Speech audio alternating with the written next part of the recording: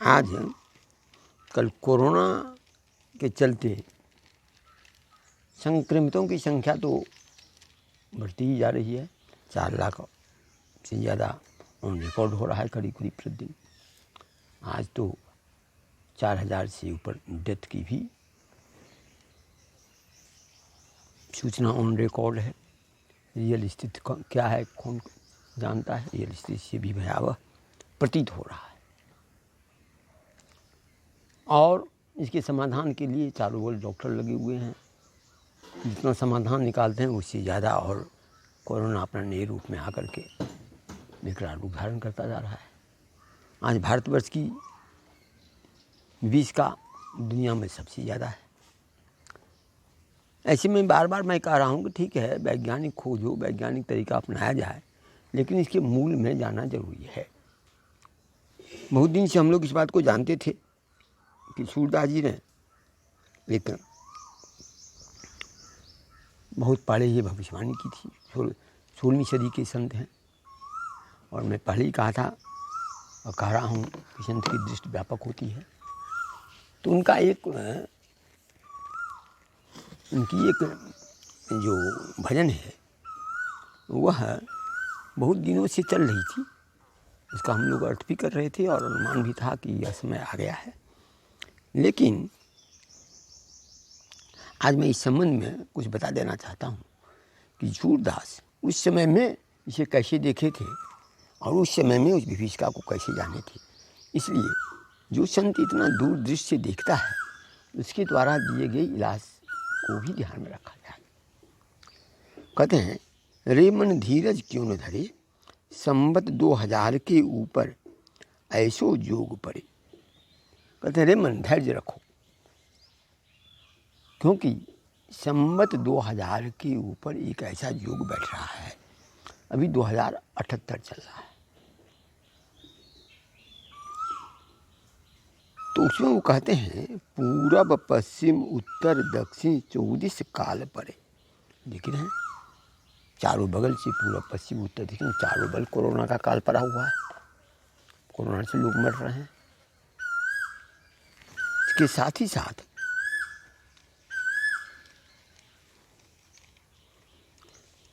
अकाल मृत्यु जग माही व्यापे प्रजा बहुत मरी। अकाल मृत्यु ऐसा है कि आजकल यदि सोशल मीडिया खोलिए तो सब अपने अपने दोस्तों के बारे में कहते हैं हमारा वो कितना ये दोस्त आज चला गया और समय चला गया। मरने वालों की तो संख्या ऐसी बढ़ती चली जा रही है कि कब कौन है ये कहना कठिन है। तो ऐसे में अकाल मृत्यु जग माही व्यापी प्रजा बहुत मरी, बहुत प्रजा मर रहे हैं।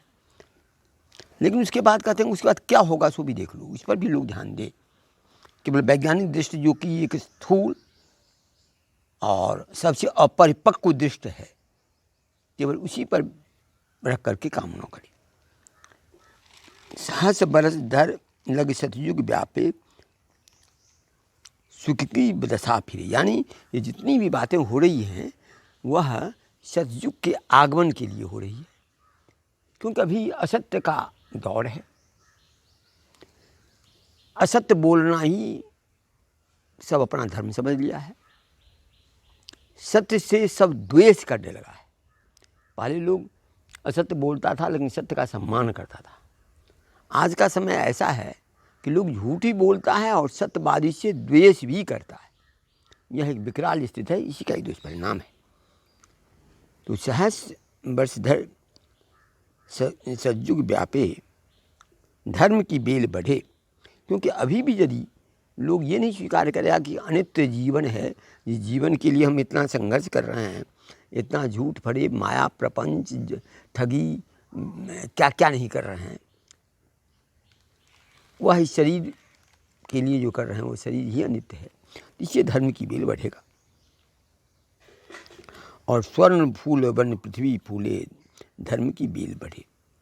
और तब स्वाभाविक है जब इस धर्म की बेल बढ़ेगा तो पृथ्वी पर स्वर्ण फूलेगा, मतलब सुख समृद्धि आएगी, शांत होगा और लोग धर्म में रहेंगे। लेकिन यहाँ सूरदास जी एक बहुत ही ध्यान देने की बात कर रही है। कहते हैं कि इससे बचेगा कौन। तो काल ब्याल से वही बचेगा जो हंस का ध्यान करे। इस काल ब्याल से बचेगा वही जो हंस का ध्यान करे। अब मैं इसकी थोड़ी सी व्याख्या कर दूं। हंस का ध्यान योगी करते हैं, वह पूरे वर्णों पर सोहम की क्रिया श्वास प्रश्वास के द्वारा करके जब उनका अजपा जप हो जाता है तो वह हंस की क्रिया हो जाती है। तो जो हंस की क्रिया करेगा वही बचेगा। लेकिन इसका एक और अर्थ भी होगा, क्योंकि सब तो उस क्रिया को जानता नहीं है, सब तो योगी है नहीं, और एक क्षण में सब योगी नहीं बन सकता है। तो हंस के गुणों को जो धारण करेगा वही बचेगा। हंस का गुण क्या है? हंस सफेद है, पूर्ण सफेद है, यानी पूर्ण अंदर में पूर्ण शुद्धता लावे। इसके लिए कहा गया है मानसरोवर में रहता है, ब्रज का पवित्र पानी होता है, अमृतुल पानी होता है। तो अपने मन को एकदम पवित्र कर ले, राग द्वेष से रहित हो जाए, सबके प्रति संभाव रखे। और तीसरा हंस के बारे में कहा जाता है कि क्षीर नीर बीवी की होता है, यानी दूध को यदि पानी में डाल दिया जाता है तो दूध पी लेता है, पानी को छोड़ देता है। तो इस ढंग की जो दृष्टि को लाएगा, जो कि सबके लिए सुलभ है, सब प्रयत्न करके कर सकता है, तो वही बचेगा। यानी सब सत्य को पकड़े, जीवन अनित्य है वो समझे, इसके लिए सब में ब्रह्म भाव रखे, सबके प्रति समता का भाव रखे, उदार चरित्र हो, झूठ फरेब को छोड़ दे, तो वो बचेगा। अन्यथा सूरदास जी कहते हैं कि सूरदास हर की यह लीला तारे ना ही टरे। सूरदास जी कहते हैं प्रभु की लीला जो है वह कितना भी प्रयत्न कर लो वह नहीं हटेगा।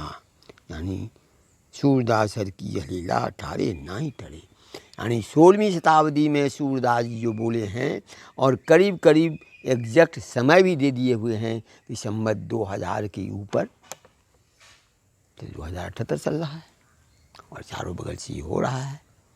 अब तो ये 100 वर्ष में मात्र ये 22 साल ही बाकी है, तो यही बेस्ट समय भी है, और इसलिए इनकी और 16वीं शताब्दी में कह दिए हैं। इसलिए यह होना है, होगा, इसे कोई टाल नहीं सकता है। लेकिन सूरदास बचने का उपाय बताए हैं, और उसके बाद का जो समय होगा जिसको देखने के लिए वही रहेगा जो हंस सदृश अपने आप को पवित्र रखेगा, या अपने योग के द्वारा हंस सोहम की क्रिया में जो अजपा जप में स्थिर होगा वही बचेगा, अन्यथा बचना कठिन है। इसलिए मैं सबसे अनुरोध करता हूँ कि वैज्ञानिक अपने विज्ञान का काम करें, सामाजिक व्यक्ति अपने समाज का काम करें, साधु लोग अपने साधुता का काम करें, सब करें, लेकिन इतने 16वीं शताब्दी में कहे हुए संत की बातों की अवज्ञा न करें और तदनुकूल अपने जीवन को लाभें, शुद्धित करें, तो बचेंगे। अन्यथा विनाश हो रहा है, विनाश होगा।